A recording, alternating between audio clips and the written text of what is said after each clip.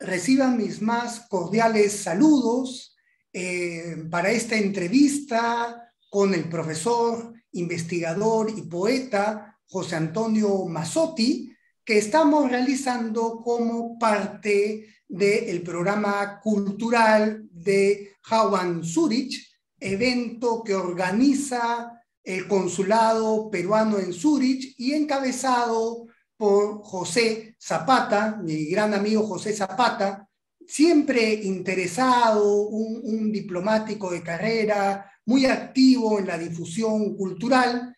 Nos conocemos desde hace años cuando organizamos los eventos peruanos en Buenos Aires, y él está muy interesado en el tema de la migración, por eso ha organizado esta serie de eventos, conversatorios, entrevistas que giran en torno a este tema, y aprovechamos esta oportunidad para hacer esta entrevista a José Antonio Mazzotti sobre una lectura de Vallejo, este año que se celebra el centenario de la publicación de Trilce, desde la categoría de sujeto migrante, que es una categoría riquísima, que da para mucho pensamiento, mucha reflexión, y para mí es gratísimo volver a conversar con José Antonio, una persona a la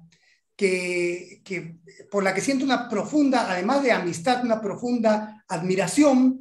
Mientras más voy profundizando en el trabajo académico de José Antonio, me quedo cada vez más sorprendido de la fecundidad de su trabajo, del amplio espectro de sus intereses investigativos y hasta de un aspecto muy visionario que hay en la obra de José Antonio, porque cada vez que yo quiero tocar un tema nuevo, casi siempre ya José Antonio lo trató, y eso para mí es un alivio porque tengo con quien conversar dentro de la academia, y él está muy preocupado por los rescates de los pensamientos indígenas, de ciertas preocupaciones ecológicas, desde la poesía. Entonces, para mí, la verdad que la presencia de José Antonio en el mundo académico es un alivio, y realmente estimo que tiene un talante visionario, que ha anticipado temas que recién empiezan a estar en el candelero, digamos, de los estudios culturales. Así que, José Antonio, mi más profunda amistad, mi más profunda admiración, y quería comenzar esta conversación hablando de la categoría de sujeto migrante.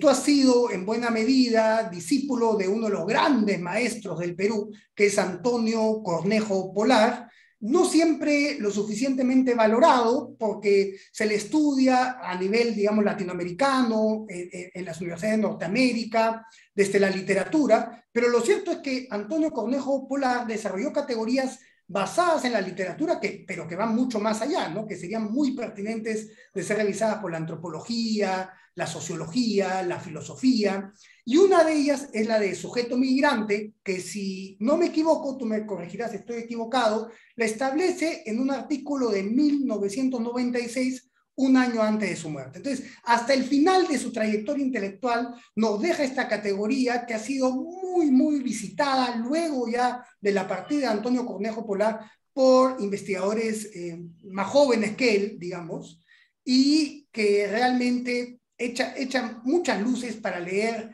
el Perú contemporáneo, la realidad latinoamericana, la realidad migrante de nuestro tiempo y particularmente la literatura de Vallejo. Entonces, me gustaría que empecemos conversando, que nos ilustres un poquito, José Antonio, ¿qué entendía Cornejo Polar por sujeto migrante? Porque él establece que es una categoría no dialéctica, ¿no? Es decir, que no pretende una síntesis como la del sujeto mestizo, ideal, que se manejó mucho, mucho en la literatura latinoamericana, sino que hay un cruce de heterogeneidades en el sujeto migrante, no siempre conciliadas. Por favor, ¿podrías explayarte un poquito en este tema?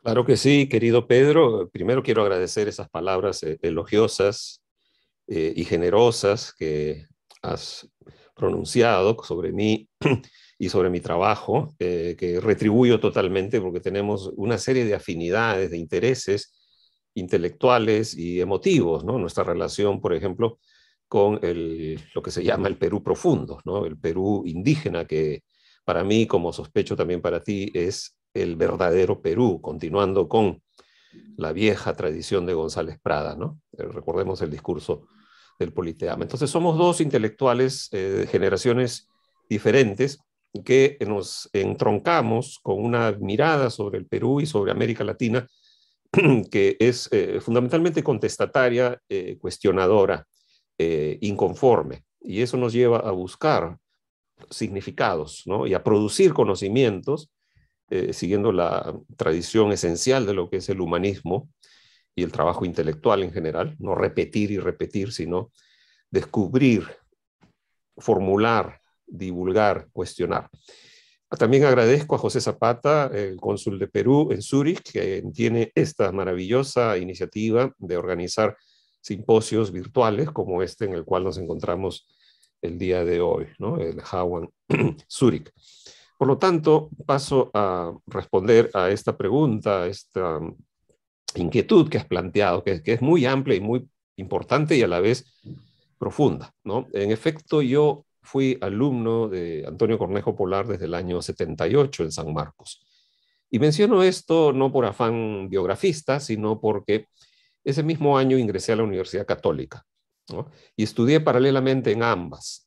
Y desde las primeras semanas pude ver la diferencia, el contraste. Quizás hoy día no tanto, pero el año 78 eran dos universidades muy diferentes, ¿no? La Católica era mucho más elitista de lo que es hoy. San Marcos era mucho más popular de lo que es hoy.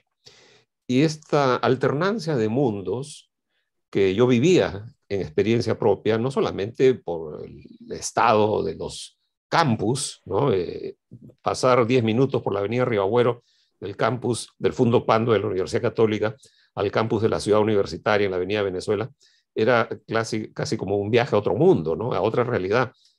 Y esta realidad dual, contradictoria, que yo vivía todos los días yendo de un campus a otro, empezó a ser más clara y explicable gracias al encuentro con las clases de Antonio Cornejo Polar, ¿no? Que ya tenía para entonces bastante esbozada su teoría de la heterogeneidad. Él parte de un supuesto anterior que viene de las reuniones de los economistas y sociólogos de la teoría de la dependencia en los años 60 que hablan ya de una heterogeneidad económica, una heterogeneidad estructural en América Latina, lo cual básicamente es fácil de entender. Lo que proponían los teóricos de la teoría de la dependencia era que América Latina, a partir del impacto de la conquista, sufrió y sufre la coexistencia oblicua, desigual, de distintos modos de producción. Modos de producción económica, simbólica, por ejemplo, aquellos que han seguido de alguna manera arraigados, no intactos, pero sí arraigados en la vieja tradición indígena, otros supuestamente más modernos que tienen que ver con el modo de producción extractivista, minero de la colonización española, la repartición de la tierra a través de encomiendas, corregimientos y más tarde haciendas. Entonces, esta coexistencia de distintos modos de producción económica definidos por la población, sobre todo los sujetos sociales, como se dice ahora, ¿no? Que habita o que tiene mayor hegemonía activa, mayor agencia en estos específicos modos de producción, también tiene una forma de expresión, costumbres, ritos, hasta lenguas, por supuesto, ¿no? Diferentes. Cornejo recogió la posta de la teoría de la dependencia y elaboró su teoría de la heterogeneidad cultural y específicamente la heterogeneidad literaria porque estaba muy interesado en explicar la obra de José María Arguedas, ¿no? Un autor que para Cornejo Polar siempre fue central a toda reflexión sobre el Perú y sobre el quehacer cultural en América Latina. Sabemos que le dedicó un libro entero, Los universos narrativos de José María Arguedas, el año 73, luego a través de muchos ensayos. Por supuesto, Cornejo cubrió distintos temas, Clorinda Mato, temas estrictamente teóricos, la novela indigenista y Vallejo, sin duda, ¿no? Del cual vamos a hablar en unos minutos.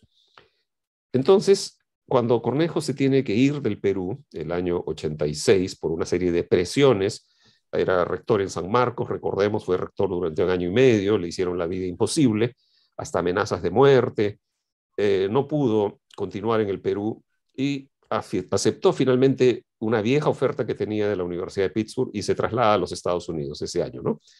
Ahí él gestiona becas de doctorado para algunos de sus antiguos alumnos sanmarquinos, y a mí me cupo en suerte recibir una de esas becas de doctorado en Pittsburgh, donde volví a tomar seminarios con Cornejo Polar, y ahí advertí que como todo buen maestro y todo buen intelectual se había renovado, ¿no? Ya estaba muy empapado de todo lo que ha significado la revolución teórica postestructuralista de los años 60 y 70, ¿no? Por ejemplo, el mismo hecho de que estemos usando ahora una palabra como sujeto, eso era, no tenía sentido en los años 60 o 70, se hablaba de autor, ¿no? O a lo sumo de narrador, cuando nos referíamos a la entidad que emite el discurso en una novela o en un poema, ¿no? Voz poética.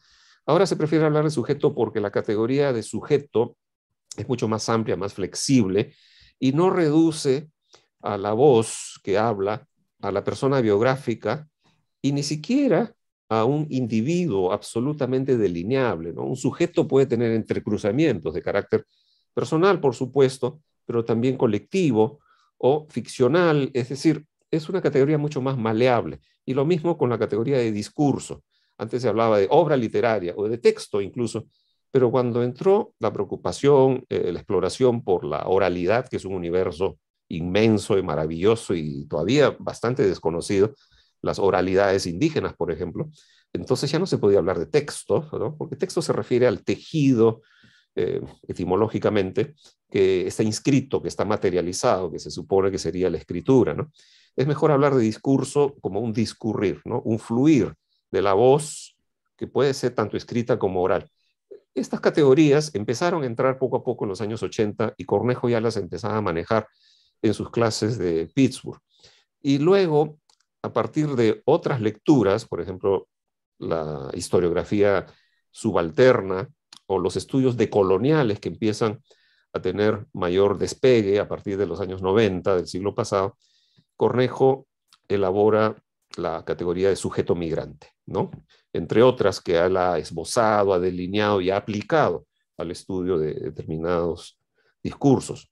Entonces empieza a releer a Arguedas con otros lentes, ¿no? Con otras herramientas teóricas y descubre cosas que no había dicho antes, porque en su primer libro sobre Arguedas, el del año 73, es un libro muy importante, pero es un libro que obedece a las lecturas y las formaciones que Cornejo había recibido en esa primera etapa de su carrera, ¿no? Su etapa peruana, sobre todo relacionadas con la estilística y con lo que se conoce como el estructuralismo genético, ¿no? El de Lucian Goldman, sobre todo, que es un tipo de estructuralismo que le presta mucha atención al contexto histórico y social, ¿no? Los grandes estudios de Lucian Goldman, pues, sobre Rabelais, por ejemplo, sobre el teatro francés del siglo XVII, son muy representativos de esta tendencia que Cornejo lleva al análisis de la literatura peruana, ¿no? Particularmente Arguedas y otros. Pero ya en la etapa norteamericana, a partir del año 86, recordemos, Cornejo solamente logra vivir 11 años más, ¿no? Desde su mudanza el año 97 fallece de un cáncer pulmonar fulminante a una edad bastante temprana, no había ni terminado de cumplir 60 años. Entonces, la categoría de sujeto migrante surge como una herramienta muy valiosa para explicar otros problemas, no solamente del primer Arguedas, el de los ríos profundos, ¿no? O el de los cuentos, o incluso el Arguedas de toda la sangre, sino ya el Arguedas más difícil, más problemático, más heterogéneo, que es el Arguedas del zorro de arriba y el zorro de abajo. Una obra distinta requiere un aparato crítico y teórico también distinto que sirva para explicarla mejor. La categoría de sujeto migrante me voy a permitir compartir la misma definición de Cornejo sobre este tema, donde él dice, ¿se puede ver? Creo que sí, ¿no? Sí, sí, sí, se ve. Estoy citando aquí a Cornejo Polar, ¿no? En ese artículo que tú mencionaste del año 96, justamente, un año antes de su muerte, Cornejo propone, mi hipótesis primaria tiene que ver con el supuesto que el discurso migrante es radicalmente descentrado, en cuanto se construye alrededor de ejes varios y asimétricos, de alguna manera incompatibles y contradictorios, de un modo no dialéctico. Acoge no menos de dos experiencias de vida que la migración, contra lo que se supone en el uso de la categoría de mestizaje, y en cierto sentido, en el del concepto de transculturación, no intenta sintetizar en un espacio de resolución armónica. Imagino, al contrario, que el allá y el aquí, que son también el ayer y el hoy, refuerzan su aptitud enunciativa y pueden tramar narrativas bifrontes y hasta, si se quiere, exagerando las cosas, esquizofrénicas. Contra ciertas tendencias que quieren ver en la migración la celebración casi apoteósica de la desterritorialización, ¿no? Ahí está aludiendo directamente a García Canclini, que es uno de sus grandes polemistas. Considero que el desplazamiento migratorio duplica o más el territorio del sujeto y le ofrece o lo condena a hablar desde más de un lugar. Es un discurso doble o múltiplemente situado, ¿no? Esta definición de Cornejo es sumamente interesante.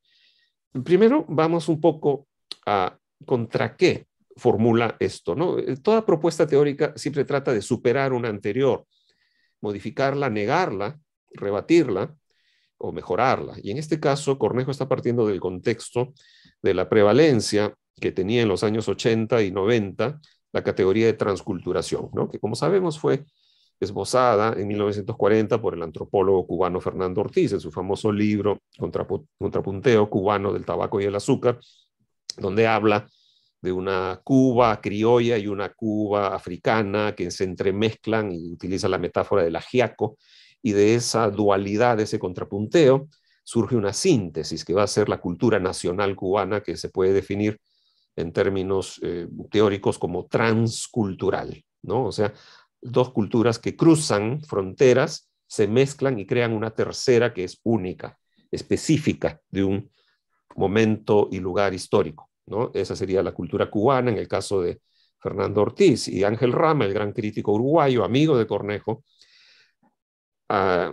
desarrolla esta idea y la aplica a la literatura en su famoso libro Transculturación narrativa en América Latina, ¿no? Donde escoge a 5 grandes narradores: García Márquez, Guimarães Rosa, Rulfo, bueno, y por supuesto el personaje central de esta aplicación de la transculturación a la narrativa latinoamericana es José María Arguedas. Le dedica casi la mitad del libro, ¿no? Las páginas más brillantes de Rama, a lo que él llamó la gesta del mestizo, ¿no? Ese nombre, la gesta del mestizo, nos habla de una especie de teleología, una especie de narrativa con un fin feliz, ¿no? Que es la síntesis, la armonización, el sincretismo, también podría decirse, de los distintos elementos culturales con los cuales Arguedas trabaja, ¿no? Él mismo, Arguedas, como un sujeto, que todos conocemos la biografía, nace en una familia mestiza, alta, pero con fuerte raigambre hispana, pero es criado por la servidumbre indígena y aprende el quechua prácticamente como su primera lengua. Entonces, en términos biográficos y culturales, Arguedas es un ser dual y toda su narrativa, toda su obra, incluyendo su poesía, está en esa coexistencia, a veces conflictiva, ¿no? Muchas veces melancólica, pero también exaltada por momentos, celebratoria de su dualidad cultural y lingüística. Entonces, Rama pensaba que Arguedas era la representación más alta de un proceso de transculturación narrativa, ¿no? Que él define en 3 niveles, Rama, ¿no? Dice, la transculturación puede darse a nivel lingüístico, como por ejemplo en el caso de Arguedas, en que mete palabras quechuas todo el tiempo, también a nivel estructural de las obras, también Arguedas otra vez, cuando por ejemplo incluye canciones en quechua, o utiliza un lenguaje quechuizado, ¿no? Una sintaxis que él inventa para imitar un castellano andino, que sería un nivel segundo, un poco más amplio, a nivel formal, narrativo, tanto en la sintaxis gramatical como en la sintaxis del ordenamiento de los sucesos que se están contando en una novela. Y un tercer nivel, que es el de la conjunción de cosmovisiones, ¿no? La cosmovisión indígena, lo que se llama el pensamiento andino, con una visión más occidental, más racional, más utilitaria, ¿no? Que aleja al sujeto humano de la naturaleza, por ejemplo, a diferencia de la cosmovisión indígena, en que el sujeto humano es parte de un conjunto, ¿no? Ni siquiera la más importante. Bueno, todo esto a Cornejo le parecía un poquito sospechoso, ¿no? él mismo lo dice en esta definición que tenemos todavía en la pantalla, es que la transculturación se parecía mucho a una categoría muy anterior que se ha venido manejando por décadas y hasta siglos, es la de mestizaje, que es un término que desgraciadamente se usó mucho, sobre todo en el siglo XIX, pero más en el XX, para definir lo que es la identidad nacional, ¿no? Tanto la identidad peruana como la identidad mexicana y la identidad de muchos países de América Latina. Se dice somos países mestizos. ¿Pero qué se quiere decir con eso? Que, bueno, hay un grado de mezcla biológica indudable, ¿no? Es el famoso refrán de Ricardo Palma viene a pelo, ¿no? El que no tiene de inga tiene de mandinga. Eso es seguramente muy cierto en el 99.9 de los peruanos. Pero eso lleva a una especie de truco semántico, porque el mestizaje se da en español, ¿verdad? Cuando se dice el Perú es un país mestizo, se proclama eso en español, se celebra, ¿qué cosa?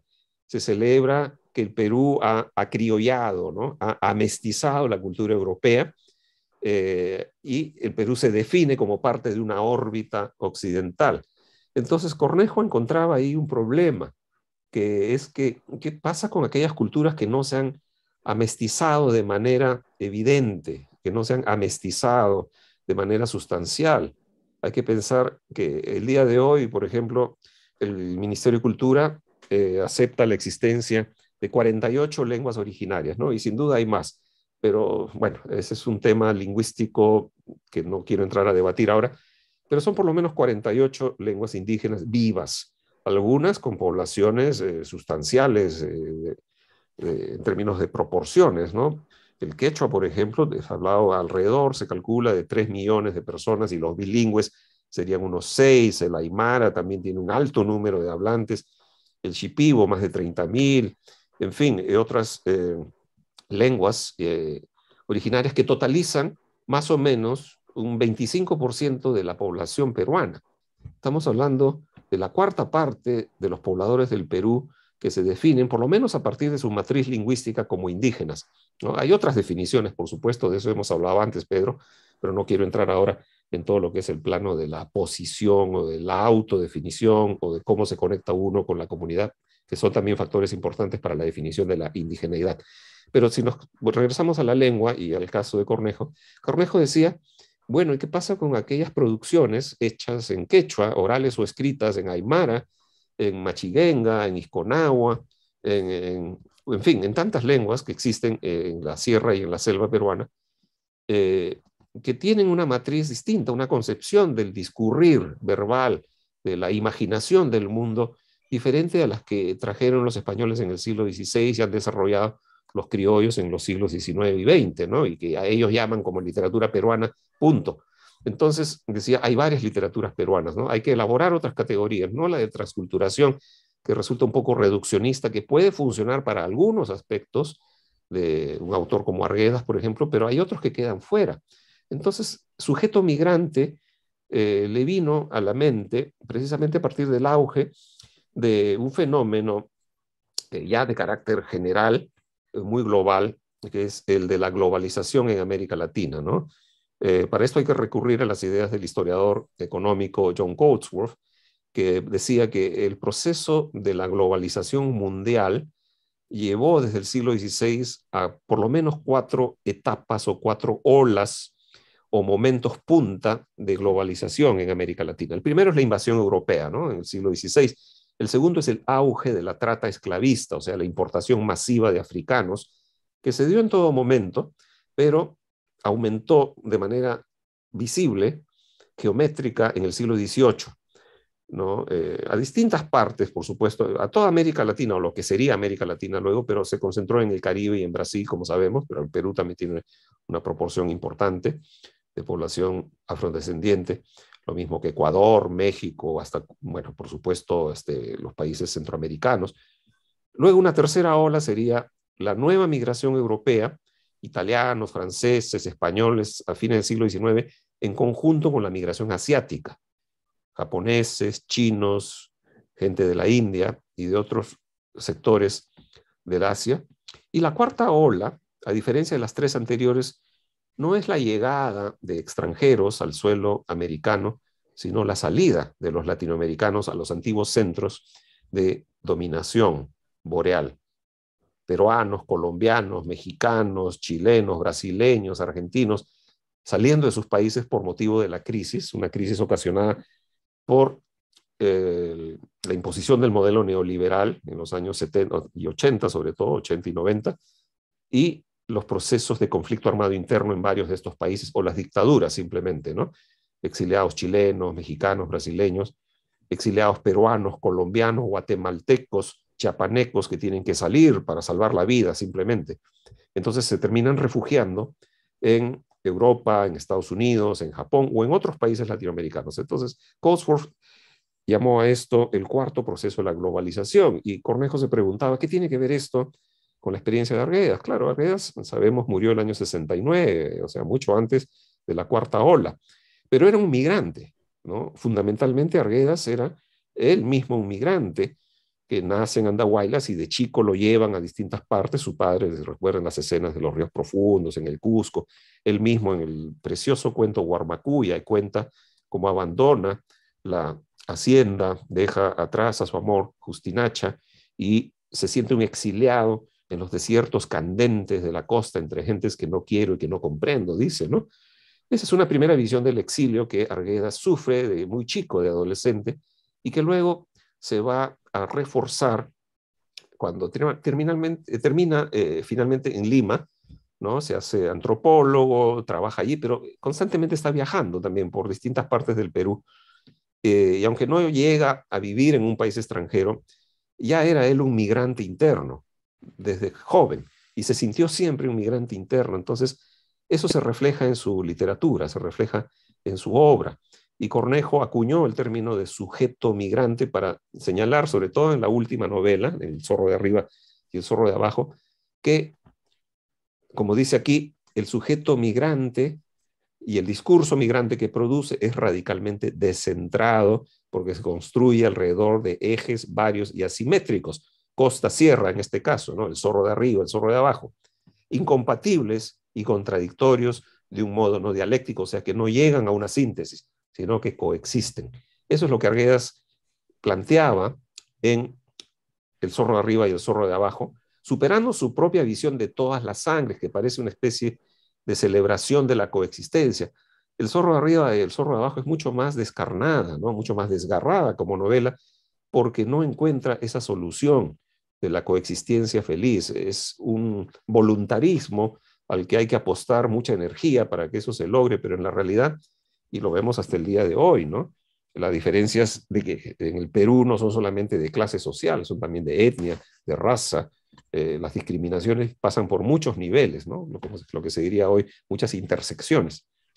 Bueno, sujeto migrante entonces le sirve a Cornejo para hablar de esta coexistencia asimétrica, no dialéctica, de distintas subjetividades, y que incluso pueden llegar hasta cierto punto, como él dice ahí, exagerando las cosas quizá, coexistencia esquizofrénica, es decir, el cambio de una mentalidad a otra, ¿no? El migrante se amestiza más, se acriolla más en la costa, pero cuando regresa a su tierra, si bien no llega a ser el mismo de antes, tampoco continúa con los mismos hábitos, ¿no? De la costa. Como dice Cornejo Polar con respecto a algunos personajes de la novela, de la última novela de Arguedas, es un sujeto cambiante, oscilante, alternante, a veces es una cosa más que la otra, y luego lleva esta categoría a otros grandes autores, ¿no? Por ejemplo, a Vallejo, del cual hablaremos, y yéndonos un poquito antes, al siglo XVI y XVII, al Inca Garcilaso, nada menos, ¿no? Entonces, esta categoría sirve muy bien para trazar toda una historia de la literatura peruana, o de una de las ramas de la literatura peruana, porque habría que aplicar la categoría de sujeto migrante, por ejemplo, a la poesía indígena, y hay muchísimo ahí que explorar, ¿no? En los poemas de Eduardo Ninamango, por ejemplo, de Dida Aguirre, hay formas de aplicar la categoría de sujeto migrante, porque también hay migraciones en ese caso. Bueno, entonces, para no alargar demasiado la respuesta, voy a salir del PowerPoint. Lo que quería decir es que, volviendo a tu pregunta, para no ocupar tanto tiempo, porque creo que tenemos un límite, es que la categoría de sujeto migrante es fundamental, ¿no? Es fundamental, y como dije, se puede aplicar algunos de los autores más canónicos, Arguedas, Vallejo, el Inca Garcilaso, que además es otro mundo, el mundo de la llamada colonia, pero también a autores más recientes, ¿no? Cornejo, como dije, falleció en el 97, han pasado 25 años, justamente conmemorábamos los 25 años de la muerte de Cornejo hace unos días a través de un evento virtual de la Revista de Crítica Literaria Latinoamericana, y pensábamos que una de las grandes contribuciones a los estudios latinoamericanos, ya no solamente literarios, sino latinoamericanos en general, es el pensamiento de Cornejo, ¿no? Desde la heterogeneidad cultural a la categoría de totalidad contradictoria, a la categoría de sujeto migrante, que se pueden aplicar de manera muy productiva, muy rica, para extraer significados a obras que merecen una atención moderna, actualizada y también original, ¿no? Como fue el caso del propio Cornejo. Pero bueno, no quiero acaparar. No, está muy bien, José Antonio. Además, es muy significativo que tengamos esta conversación dentro de un programa cultural consular, digamos, porque justamente el consulado es el que tiene que lidiar en buena medida con todas estas migraciones de peruanos en todo el mundo, y que han marcado, como dice el propio Cornejo Polar, profundamente la modernidad andina está traspasada por estas migraciones, ¿no? José Zapata, que tiene estos intereses, además de su trabajo, digamos, burocrático, ha conseguido el apoyo del cónsul y del consulado en Zúrich para poder realizar estos eventos. Y José Zapata es de familia del norte, justamente, de Trujillo. Él creció en Trujillo, que es al lugar donde, la ciudad a la que se da la primera migración de César Vallejo. Él sale de su pueblo andino, Santiago de Chuco, y migra a Trujillo para doctorarse, ¿no? Esa era su intención, estudiar en la universidad y doctorarse. Y tuvo muchas dificultades económicas para poder llevar sus estudios, tuvo que volver a Santiago de Chuco, volver a Trujillo, pero con el tiempo, a pesar de la marginación de una ciudad que en ese entonces tenía una aspiración aristocrática, digamos, ¿no? De las grandes familias trujillanas, a pesar de esa marginación, él por su talento, por su amabilidad, supo hacerse de un grupo de amigos importantes en Trujillo, que es la bohemia trujillana, ¿no? Donde hay nombres ilustres como Macedonio de la Torre, Víctor Raúl Aya de la Torre, Alcides Espelucín, y ante todo quiero rescatar la figura de Antenor Orrego, ¿no? Que curiosamente dos de los primeros buenos lectores que tiene Vallejo son Antenor Orrego y José Carlos Mariátegui, que destacan ambos el componente indígena de Vallejo, cosa que hoy nos podría sorprender un poco, pero sin embargo creo que conviene prestarle atención, ¿no? Porque en el componente indígena de Vallejo, por lo menos uno de los puntos que se puede explicar es que no hay una celebración de la desterritorialización, a la manera justamente que comenta Cornejo Polar sobre García Canclini, ¿no? Sino que más bien hay una permanente añoranza a la tierra dejada atrás. Ahora, es una añoranza, como todo en Vallejo, difícil de catalogar, ¿no? Porque tiene ambos lados, ¿no? Porque Vallejo también con el tiempo desarrollará, a la vez que esta idealización, digamos, del mundo campesino, al mismo tiempo cierta amargura, porque él termina siendo denunciado por sus propios paisanos, ¿no? Que termina llevándolo a la cárcel. Entonces, Vallejo es difícil que lo podamos encuadrar en una sola lectura. Siempre tenemos que estar atentos que Vallejo es aquello que leemos, pero siempre es más, ¿no? Esa es la cuestión con Vallejo. Pero tú has hecho una lectura muy interesante del poema de la dulce y andina Rita, ¿no? Este poema Idilio Aldeano, si no me equivoco. Idilio Muerto. Idilio Muerto, disculpa. Idilio Muerto, en el que tú justamente das cuenta de este aquí y allá de Vallejo, ¿no? El allá dejado, la pacarina, digamos, el lugar de origen, el lugar de amparo, el ayu, la madre, los choclos, los maíces que tienen tanta importancia en Vallejo, mientras él está en la ciudad que es Bizancio, ¿no? Evidentemente, el choque a Trujillo tal vez fue fuerte por la cuestión social, pero Antenor Orrego da cuenta del mucho tiempo pasado en Mansiche, tomando chicha, atendido, dice Orrego, por Princesa Chimú, pero luego ya Vallejo va a Lima y ahí sí la cosa cambia, ¿no? Ahí sí ya se enfrenta con una ciudad un poco más grande, un poco más indiferente, y ahí viene esta cuestión muy característica del sujeto migrante, que es la añoranza. Y como lo destaca el propio Cornejo Polar, el cancionero andino está lleno de esta añoranza, ¿no? Por ejemplo, Ayacuchano, Huérfano, Pajarillo, ¿no? Y tantos otros, ¿no? Tantas otras canciones, y que eso sigue incluso hasta Chacalón, ¿no? Llega hasta la chicha de los 80. ¿No? Hasta Uchpa y varios más. Entonces, profundicemos en este poema Idilio Muerto. ¿Cómo se manifiesta esta nostalgia vallejiana en este poema, José Antonio, que tú ya has estudiado previamente en un artículo que has dedicado a la etapa peruana de Vallejo? Sí, bueno, claro, es uno de los poemas emblemáticos de los Heraldos Negros y hay mucho más que decir sobre este poema. Lo analizan bastantes estudiosos porque es uno de los grandes poemas de Vallejo, pero también es uno de los grandes poemas de la migración. Y recordemos, los estudios migratorios tienen una larga data, de décadas, ¿no? Y han sido abordados de manera muy fecunda por la perspectiva psicoanalítica, ¿no? Greenberg, Ian Chambers, algunos de los grandes psicoanalistas que se han aproximado a la literatura para hablar del fenómeno migratorio ya de hace décadas, acuñan una categoría que es la de migrancia, ¿no? A diferencia de la migración, que es el traslado físico de una persona y sus pertenencias de un lugar a otro, generalmente a otra ciudad u otro país y otra lengua, la migrancia es el cambio en la subjetividad que esa persona experimenta, que muchas veces es un cambio doloroso, porque uno deja atrás seres queridos, uno deja atrás formas de vida, comidas, conversaciones, un idioma, ¿no? Es lo que le pasa a Vallejo cuando se va a Francia. Uno deja atrás imágenes, tanto de la etapa primordial de la formación subjetiva, ¿no? Lugares donde uno jugó de niño, por ejemplo, ¿no? La escuela, la primera casa, como imágenes de experiencias concretas durante la infancia y juventud, para que todo eso sea reemplazado por otras personas, otras lenguas, otras comidas, otros paisajes, otros sonidos. Entonces, uno tiene que adaptarse casi a la fuerza, ¿no? Algunos lo resisten mejor que otros, es lo que tú mencionabas. Esto suele producir añoranza.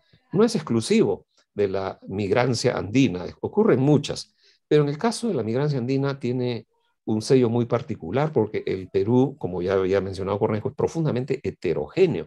Entonces, no es lo mismo cambiar, por ejemplo, de Nueva York a Boston o de San Francisco a Miami, ¿no? Que son ciudades fundamentalmente monolingües, que pertenecen a un Estado nacional mucho más desarrollado y eficiente que el de nuestros pobres países latinoamericanos. Pasar, por ejemplo, de Santiago de Chuco a Trujillo y Lima es, por supuesto, un choque fuerte, muy fuerte, pero lo es todavía mucho más del Perú a Francia, ¿no? Entonces, para responder a tu pregunta, ir directamente al poema que mencionaste, ¿no? El gran poema Idilio Muerto. Voy a pasar rápido por algunos slides. En este, por ejemplo, se ve el mapa del Perú. Santiago de Chuco, recordemos, está a más de 3.000 metros de altura. O era, sobre todo, un pueblito bastante aislado, al que había que llegar en caballo, ¿no? Por varios días. Ahora ya hay carretera. De Trujillo a Santiago de Chuco ahora se puede hacer en 3 o 4 horas en auto, pero en esa época no, demoraba un montón de tiempo. Y luego Vallejo, de estar en la universidad, tras una brevísima experiencia en Lima en 1911, Vallejo vive en distintos lugares, en Huánuco, por ejemplo, casi un año como tutor de los hijos de un hacendado. Se afianza en Trujillo, ¿no? Él había hecho también la secundaria en Huamachuco, pero Trujillo es una ciudad diferente de las ciudades de altura. Es una ciudad, como tú has mencionado, ¿no? Con aspiraciones oligárquicas, aristocráticas, más criolla, fundada por Pizarro. Nada menos el nombre de Trujillo viene de Trujillo de Extremadura, la ciudad natal del conquistador. y luego que termina su tesis de licenciatura, su famosa tesis El romanticismo en la poesía castellana, se muda a fines de 1917 a Lima, ¿no? Y deja atrás personas, comidas, amigos, formas de hablar. Si bien Vallejo no fue quechohablante, era usuario de un castellano andino que inspira las risitas limeñas que él va a después mencionar en una carta, ¿no? Cuando siente esa especie de rechazo de una parte de la intelectualidad peruana y de la sociedad limeña debido a sus orígenes y a su propio aspecto, ¿no? Vallejo era además mestizo en todo el sentido de la palabra, por sus dos abuelos españoles y sus dos abuelas chimúes, ¿no? Entonces los padres de Vallejo eran también mestizos netos, 50%, 50% cada uno, y Vallejo hereda, ¿no? Estas dos sangres y también las culturas, ¿no? Porque Vallejo habla con un acento muy marcado de la sierra liberteña. Eso lo advierte muy bien Ciro Alegría cuando el año 37 escribe una crónica sobre Vallejo, cuando él era alumno de Vallejo en Trujillo, ¿no? Y dice que Vallejo hablaba, niños, la tierra es azul, ¿no? Con ese pequeño dejo del castellano andino, que a veces en Lima despierta un cierto rechazo, ¿no? Porque se dice, hablan mal, pero no, es otra forma de hablar, simplemente. Entonces, el castellano andino de Vallejo llega a la poesía de Vallejo, ¿no? Y con eso llega toda una subjetividad. Y cuando él publica en Lima, Heraldos Negros primero, con fecha del 18, pero sabemos que empezó recién a circular en julio del 19, y luego el año 22, el revolucionario libro Trilce, donde también hay mucho castellano andino, es un tema que he venido desarrollando hace años.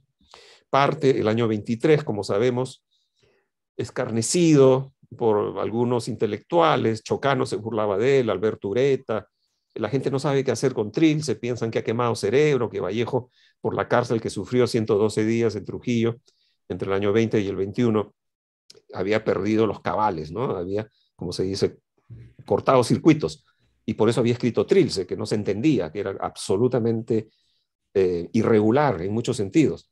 Entonces se va, ¿no? Se va a Francia. Aquí tenemos la trayectoria del segundo gran exilio, la segunda gran migración de Vallejo, que ya es una migración de culturas y de lengua. Y luego vamos ya rápidamente al poema Idilio Muerto, ¿no? Que tú has mencionado, con fecha del 18, pero como dije, aparecido, circuló ya en libro en el 19, ¿no? Y aquí vemos que en efecto hay dos lugares. Hay un allá y hay un aquí, hay un ayer y hay un ahora. La dialéctica del poema se da entre estos polos temporales y espaciales, que podemos identificar. El allá y el ayer son Santiago de Chuco, el pasado, la infancia, la experiencia amorosa con el personaje femenino del poema, Rita.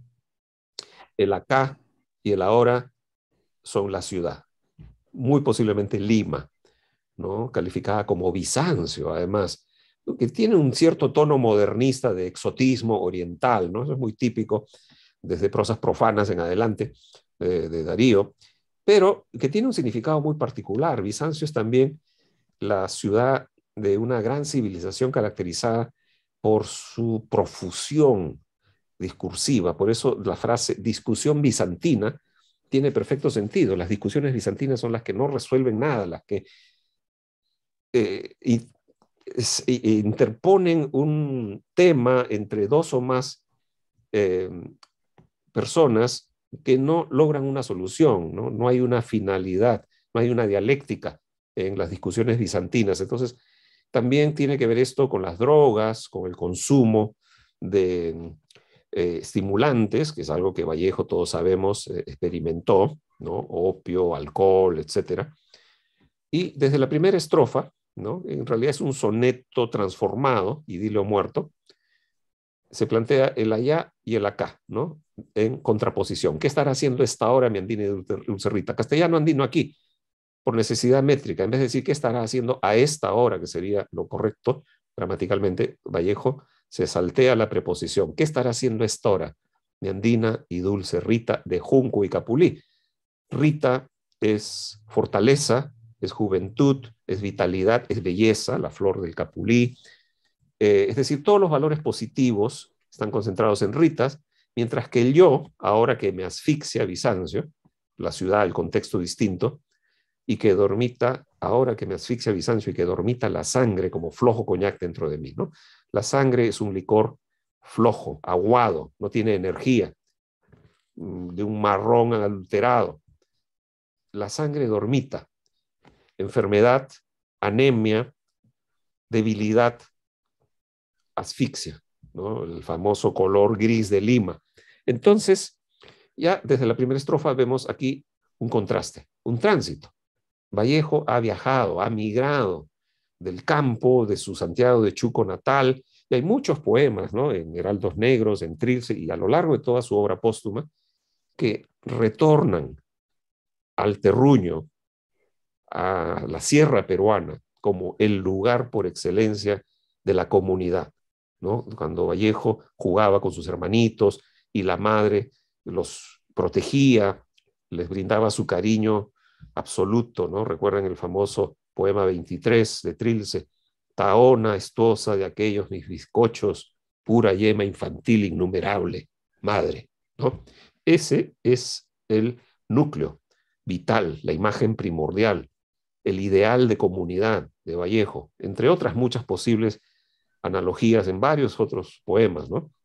Entonces, esa comunidad original también se da a través de la comunidad de pareja, del amor, que encuentra él en su adolescencia en Santiago de Chuco, ¿no? Y se ha especulado mucho, ¿quién es Rita? Bueno, hay varias hipótesis. Rita, se dice, es el mundo andino en general, ¿no? Es una de las hipótesis. Otra que es Rita Uceda, que vendría a ser con el tiempo la madre del gran guerrillero Luis de la Puente Uceda. Y hay otras Ritas candidatas por ahí, eso no importa mucho, ¿no? Lo que importa es la Rita del poema. Sí. Y se opone al yo. Rita es la imagen primordial, salud, felicidad, belleza, fortaleza. El poeta en el exilio, en Bizancio o Lima, es débil, enfermo, depresivo, añorante, como tú mencionabas. Entonces, esta dialéctica se repite en las otras estrofas, ¿no? ¿Dónde estarán sus manos que en actitud contrita planchaban en las tardes, blancuras por venir? Y aquí también castellano andino, esto se ha interpretado como, claro, blancura, el color blanco en abstracto, pero las blancuras era el nombre que recibía en Santiago de Chuco, eso lo han estudiado varios vallejistas, las sábanas, la ropa blanca, se decía, hay que tender las blancuras, ¿no?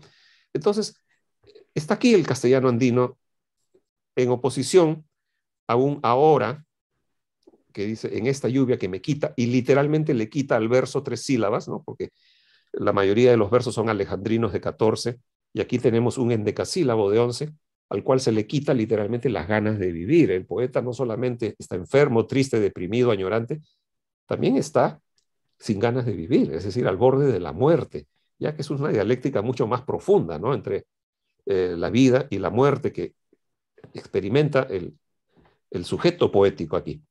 ¿Qué será de su falda de franela, ¿no? Teatralización del referente, de sus afanes, de su andar? Estoy pronunciando a propósito las Fs y las Ss porque nos traen al poema, materializan a Rita, ¿no? La falda de franela es el famoso sonido del frufru, ¿no? Del roce de la ropa, afanes de su andar, de su sabor a cañas de mayo del lugar. Y la última estrofa José es, Antonio, sí, me parece interesante resaltar acá que Rita sabe a las cañas de mayo, o sea que el mismo cuerpo de Rita está compenetrado con el paisaje y con los frutos de la huerta del lugar, ¿no? por supuesto, muy buena observación, porque en efecto aquí podríamos decir incluso, esta es una manifestación de esa idea tan andina de la comunidad entre el ser humano y el mundo no humano, el mundo natural. Ella sabe a cañas de mayo del lugar, ¿no? Es decir, es tan sabrosa como una caña de mayo. Mayo es además el tiempo de la cosecha, del mayor florecimiento de los cultivos, del lugar, o sea, de Santiago, aunque él no menciona Santiago, pero sabemos que está refiriéndose muy posiblemente a un lugar como Santiago. Y esta Rita, que suena además a falda de franelas, que sabe a cañas de mayo, de pronto en la última estrofa aparece también un poco melancólica, ¿no? Ha de estarse a la puerta mirando algún celaje, o sea, el cielo cuando se colorea en el atardecer, ¿no? De esos tonos intensos, anaranjado, amarillo, rojo del crepúsculo andino. Y habla aquí está lo interesante, ¿no? Finalmente Rita habla, porque hasta ahora era el poeta el que hablaba de ella. ¿Y qué dice Rita? Dice, qué frío hay, Jesús, ¿no? Que es una expresión sumamente coloquial, ¿no? Rita habla y este Jesús le sirve a él para crear una rima con sus, que es muy inusual en la poesía modernista, pero Vallejo desarrolla esta beta estilística. Y acá viene otra revelación, ¿no? Y llorará en las tejas un pájaro salvaje. ¿Quién es ese pájaro salvaje? Puede ser un pájaro X, ¿no? Que está por ahí, pero uno puede también interpretar que es la subjetividad del poeta, ¿no? El poeta ha vuelto a Santiago de Chuco, pero ya no como ser humano, sino como un espectro, como un animal que llora, además, ni siquiera canta, llora, llorará en las tejas un pájaro que además es salvaje, no domesticado, no pertenece al orden de la cultura, pertenece al orden de lo silvestre, de lo no humano, en un sentido radical. Entonces vemos aquí otra migración, no solamente las migraciones espacial y temporal que hemos señalado en esta dialéctica entre Santiago de Chuco y Lima, en el ayer feliz y el hoy infeliz, sino también que se transforma. El sujeto poético se transforma, ya no solamente en un ser humano triste, melancólico, depresivo, sino en un animal, se deshumaniza. Entonces, este poema concentra muchas de las líneas de trabajo de Vallejo con respecto a la migración y la construcción de la migrancia, que es la subjetividad, ¿no? La forma como se escinde el sujeto y tiene que adaptarse, transformarse, crear una nueva entidad, eh, no necesariamente dialéctica, ¿no? Como diría Cornejo, entre el yo de ayer y el yo de hoy. Ya son cosas distintas, ¿no? Sí. Entonces, claro, se puede decir más del poema, hay muchos rasgos bellísimos de trabajo de filigrana estilística, pero no quiero insistir demasiado. Adelante, Pedro, Sí, por José favor. Antonio. También hay un aspecto que tú señalas en tu ensayo, que en ese hay Jesús, ¿no? Está presente la oralidad de Rita frente al campo letrado en el que ya se circunscribe el poeta, que también lo aleja de esa oralidad primordial. También es muy interesante que digas lo del pájaro salvaje como posible espectro de Vallejo, ya que en su poesía también hay siempre un intento de salir de las constricciones de morales burguesas y civilizatorias para tratar de encontrar una cuestión más edénica, más silvestre, más primordial, ¿no? Entonces, estoy muy de acuerdo con tu lectura. Ahora, Sí, ya si tenemos... puedo Sí, interrumpirte, por favor. ya que has mencionado el tema de la oralidad, es fundamental porque Cornejo en su análisis del tercer poema de España parte de mi este cáliz, el famoso poema de Pedro Rojas, ¿no? Solía escribir con su Sí. dedo grande en el aire, vivan los compañeros, Pedro Rojas, de donde saca el título de su último libro, Cornejo, Escribir en el aire, justamente, ¿no? Habla de esta dialéctica entre oralidad y escritura y dice que es el grado cero de la literatura peruana, el encuentro de Cajamarca, ¿no? Cuando el cura Valverde le ofrece al Inca, a Atahualpa, el breviario, es decir, un texto escrito donde está la palabra de Dios, y Atahualpa no la puede escuchar, porque obviamente para él la palabra es oral, mientras que para los españoles la palabra por excelencia, la palabra canónica, la palabra autorizada es la palabra escrita. Entonces, Vallejo lo que hace en Idilio Muerto es meter la palabra oral, ¿no? Una expresión sumamente coloquial, sumamente andina, muy común, en un texto de raigambre modernista. Recordemos, era un soneto antes que Vallejo fue cambiando hasta entregarnos ese producto final, donde también esa dialéctica entre oralidad y escritura, ¿no? Entre el Perú indígena y el Perú letrado, criollo, está en tensión y no se resuelve de una manera feliz, de una manera dialéctica. Simplemente aparece ahí un tercer personaje que es el pájaro salvaje, que podríamos identificar con Vallejo y que trata de articular una oralidad, ¿no? Pero no canta, como decía. Su ruido, el ruido que emite es un llanto, es un grito.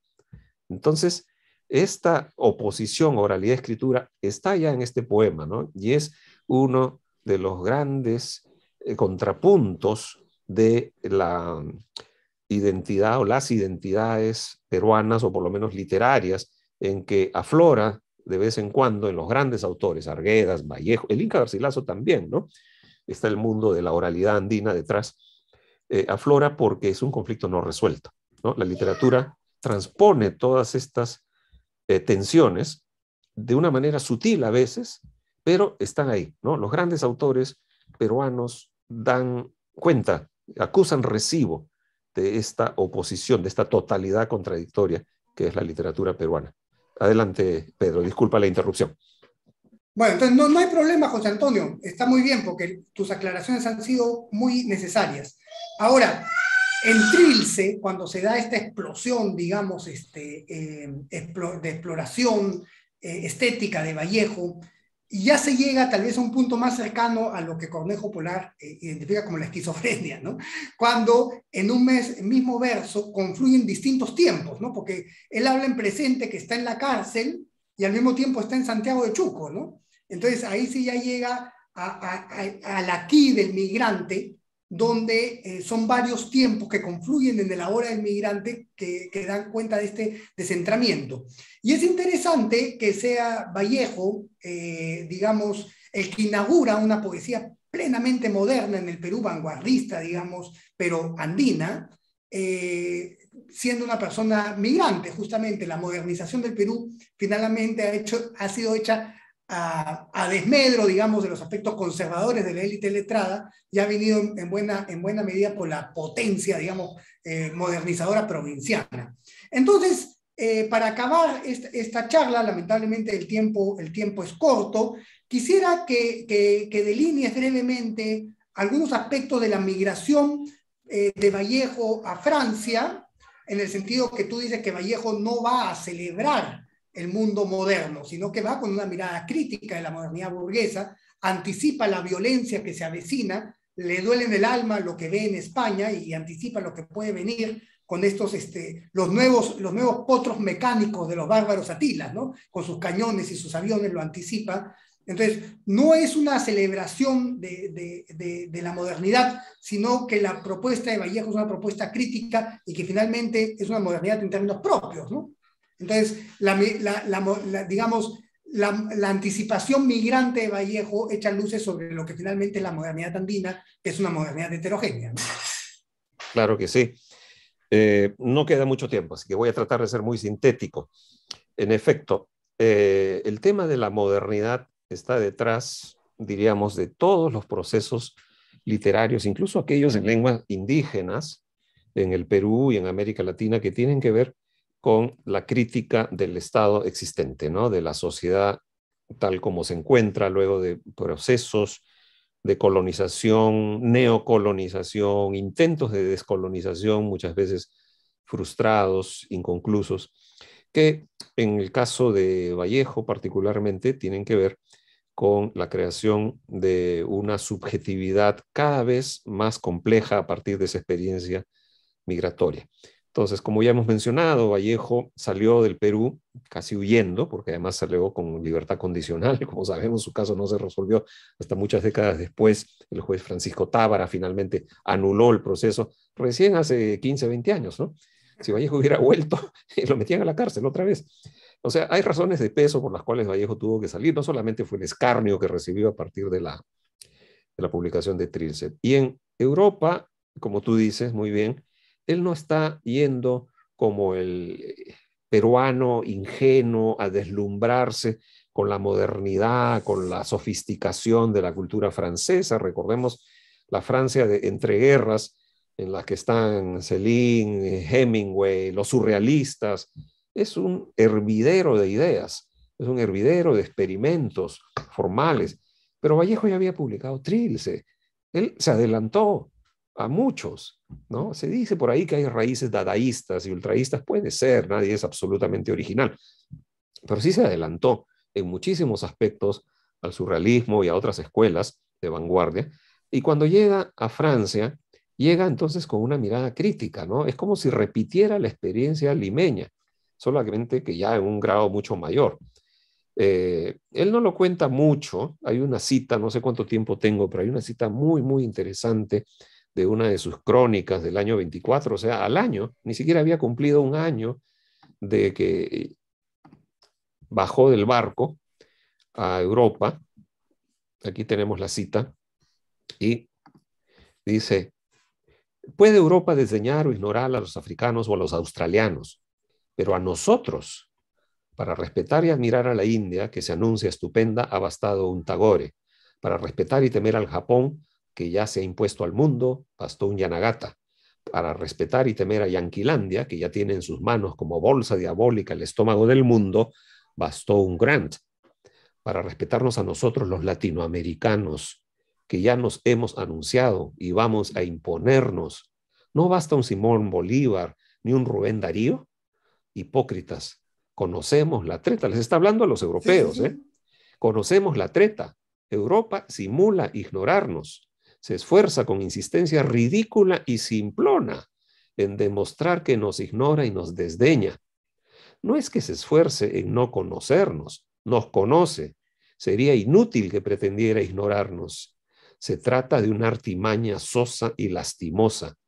Es el vulgar expediente del que pretende derribar a un adversario y no pudiendo atacarle, apela al desdén simulado, demostrando ni siquiera advertirle, pues tal es su insignificancia, cuando en verdad le está observando de soslayo en sus menores gestos y le teme y hasta le sueña de puro miedo. Esta es una crónica enviada al diario El Norte, con fecha publicada el 26 de febrero de 1924. O sea, a los pocos meses Vallejo ya se da cuenta del desprecio que muchos franceses o intelectuales, se está refiriendo al ambiente intelectual, cultural, tienen hacia América Latina, ¿no?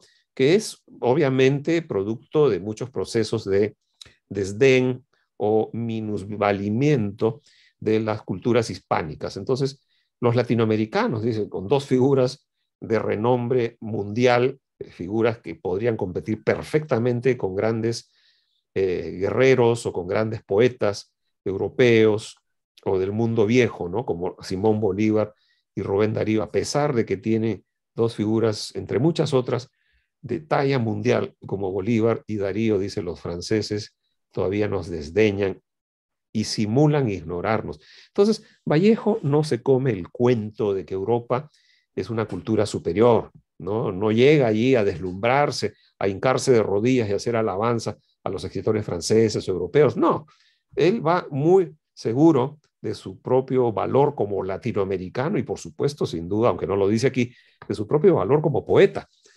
Ese es el Vallejo que se ve después en los 15 años que le quedan en Europa, o ya 14 para este momento, muere el 38, como sabemos, en abril del 38, el Vallejo que critica la modernidad. Se moderniza, por supuesto, todo su aparato político, ideológico, se adapta al marxismo, un marxismo muy peculiar, además con rasgos cristianos, como bien sabemos, y utópicos también, pero el marxismo de Vallejo es una especie de canibalismo de la modernidad europea, ¿no? El marxismo como pensamiento de origen europeo, sin duda, le sirve mucho a Vallejo para entender la sociedad capitalista mundial. Y no solamente el marxismo, sino su propia experiencia en la Unión Soviética, donde viaja 3 veces, es decir, él hace trabajo de campo, como se diría hoy sobre los antropólogos, ¿no? Él va a Rusia, se entrevista con intelectuales soviéticos, su novela, su obra empieza a traducirse en Rusia, ya empieza a haber estudios sobre eso, ¿no? Entonces, Vallejo está en diálogo con otro tipo de modernidad, no la modernidad que alaba el capitalismo, que celebra la bohemia europea, el surrealismo, no, no, no. Él está con otra modernidad, que es la modernidad comunista, ¿no? Y en su propia persona asume ese compromiso, la militancia en el Partido Comunista Francés primero y luego el Partido Comunista Español. Qué cosa seria, sufre persecución y exilio, ¿no? No era un comunista de café o que iba al Juanito los viernes por la noche, no, no, no. Este era un poeta que se las jugaba, ¿no? Y a partir de esa posición personal, íntegra, consecuente, es que él asume la crítica de la modernidad, pero como digo, de la modernidad capitalista, la modernidad de la Europa occidental, ¿no? La modernidad norteamericana, que no son para él vehículos adecuados para lograr lo que siempre tuvo presente, que era la reconstrucción de la comunidad original, ¿no? En su caso personal, su familia, sus amigos, el amor de Santiago de Chuco, que nunca recupera, ni en Trujillo, ni en Lima, menos en París. Así que bueno, hay más que decir, pero no Sí. quiero extenderme demasiado. Me pregunto también cuando te escucho hablar, porque en algún momento Vallejo dice que los milicianos españoles están luchando para que sea humano todo, para que el planeta sea humano, ¿no? Y esto hace acordar a la condición de gente original que los pueblos indígenas tienen muy presente, en que el árbol es gente, la montaña es gente, ¿no? Exacto. La humanización del mundo en Vallejo es una ecopoética, ¿no? Y me permito pensar si el marxismo en Vallejo no es lo que le permitió hacer un cosmopolitismo del ayu, ¿no? Tal vez podríamos resignificarlo así, ¿no? Porque hay una humanización de todo lo existente.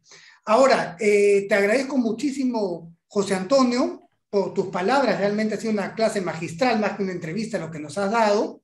Me alegro de tu amistad, de contar con tu amistad y de escucharte siempre. Es muchísimo lo que brindas, y estoy seguro que aquellos que oigan esta entrevista, esta clase magistral, saldrán muy beneficiados, muy ensanchados y con una mirada mucho más profunda de Vallejo y de la migración. Así que muchas gracias y nos vemos pronto, ¿no? No nos despedimos, sino Tupananchiscama, ¿no? Hasta que nos volvamos a encontrar. Exactamente. Muchas gracias, Pedro, muy amable.